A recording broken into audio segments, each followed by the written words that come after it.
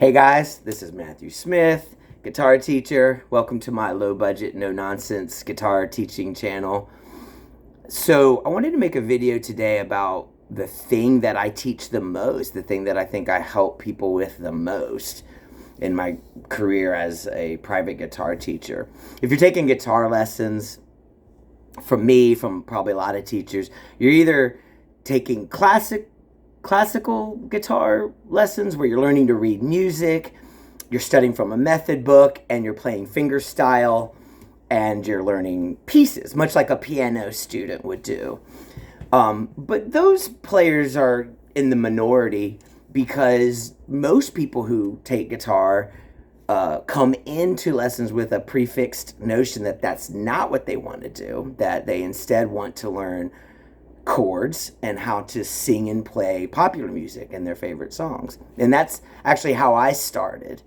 I ended up eventually becoming classically trained, but most everybody wants to learn chords first and chord shapes and switching chords and strumming so that you can accompany your own singing to play songs.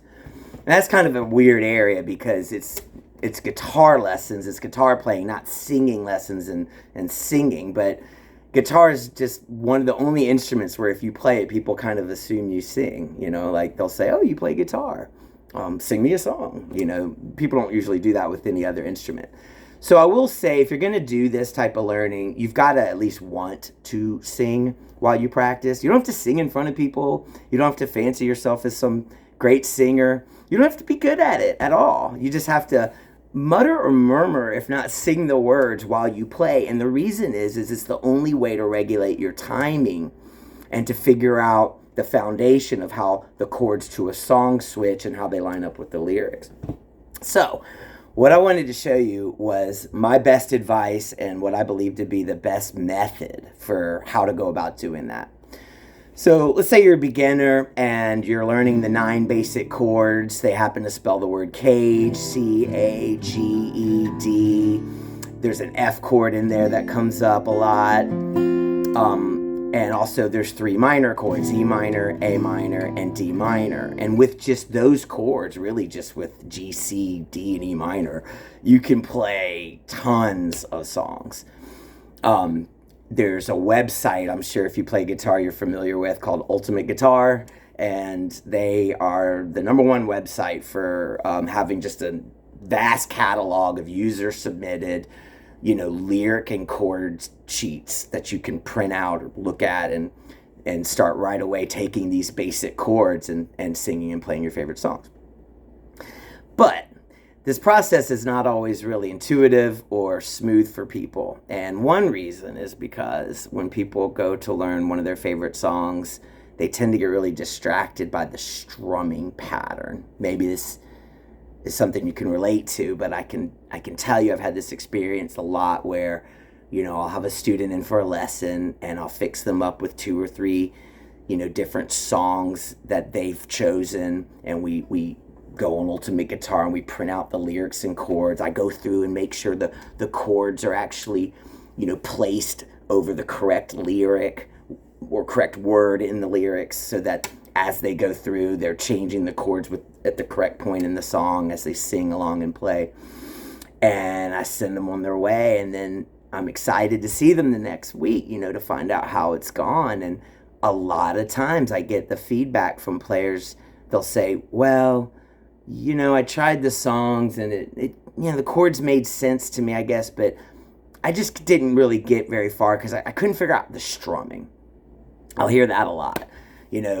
They've kind of bogged themselves down before they even ever took off because they're worried about the strumming and making the song sound like the song right away. And I'm here to tell you that is a misprioritization of goals. If you can't switch your chords really quickly, then think about it. The strumming isn't really going to take off, because if you have a pause between each chord and you've got to stop your arm swing and break that momentum of your strumming, and then stop and switch and then it's just way too much to expect to be keeping that strumming pattern going, switching the chords, singing the lyric, keeping track of where you are in the song. It really just gets in the way. and prevents you from laying your foundation with the lyrics and the chords that would then get you to where you could do the strumming and sing. So I recommend doing this thing that I've nicknamed playing the points. What playing the points is this idea that you're only going to play the chord at the point in the lyrics where the chords change. So let's say, oh gosh, any song, House of the Rising Sun. Maybe that song is a little extra with the chords. There could be easier ones, but it doesn't matter. Just as an example, instead of worrying about the picking and strumming pattern and doing all that and then singing, it would make more sense to just play the points. In other words, you have your lyric and chord sheet, your teacher, somebody hopefully is verified that it's correct and the chords are in the right place over the lyrics, and you strum the chord once as you sing through. So you go like, there is and then you don't say house until you get to the chord that's written over it. House in, and then over the word new, it'll say D, so you stop in New Orleans. They, even if it takes you like 5 minutes to get to the chord, you know, call the, you switch the chord, rising, and then you make the E chord, says over sun, sun. And you go through the whole song this way. And if you like the songs and you like singing, this is fun, really. I enjoy doing this. You just got to kind of know, hey, it's not going to sound like the song. I'm going to kind of butcher it for a little while I try to get this together. But if you can't play the points, then there's no reason to expect you're going to do the strumming pattern and you're going to get the whole picture together. The only thing I would say is watch out. There's people, I mean, I've seen this happen a lot. People, we love singing, you know, we love our songs. That's why we want to do this. And sometimes people, you know, they'll go, there is a house in New, and they over sing because they've gotten so into it.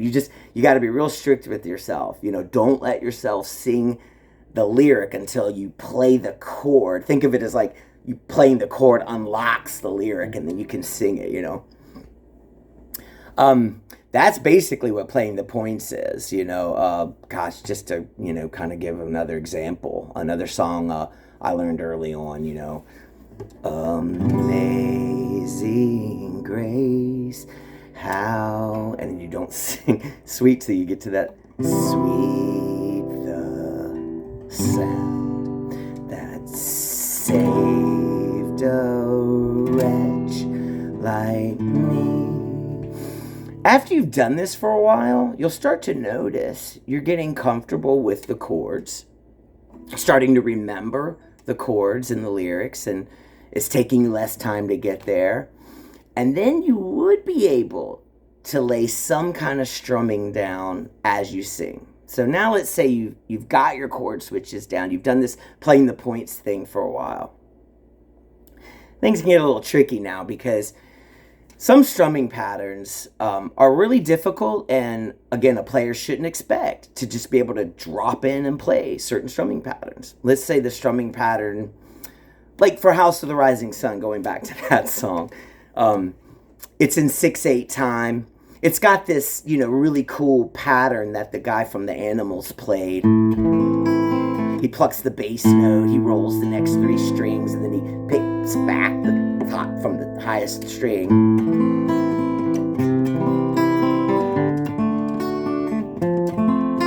And that's something you could practice without singing along. That's a great song to learn, obviously. I keep bringing it up.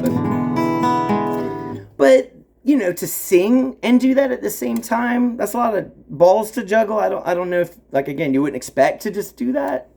So one thing I recommend doing is figuring out what the time signature is to the song and just strumming once per beat. So again, your strumming pattern is not going to sound exactly like the record, but it's going to give you the foundation that'll lead you to the strumming pattern that does. So if House of the Rising Sun is in 6, then that means it's 1, 2, 3, 4, 5, 6, 1, 2, 4, 5, 6, 1, 2, 3, 4, 5, 6, 1, 4, 5, 6. Again, you'd have to have your chord switches down to really kind of put this together, but that may not be exactly what the guy plays on the recording, but that sounds good, you know? Sounds like the song.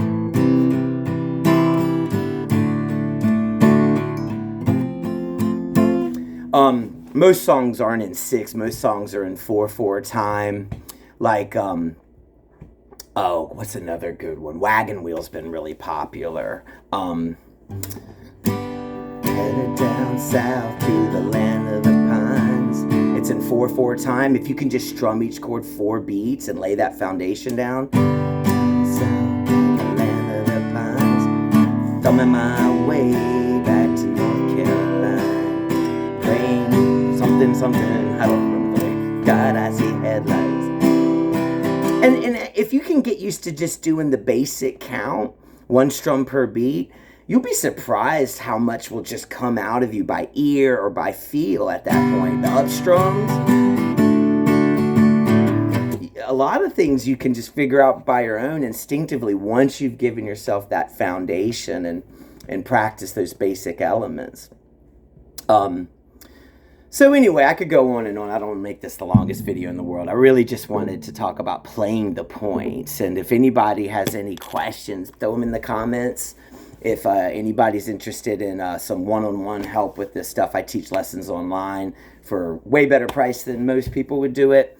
So feel free to contact me about that as well. But I try to stay on top of the comments. So anyway, I hope that helps anyone. I hope you have some fun with the guitar. Have a great one.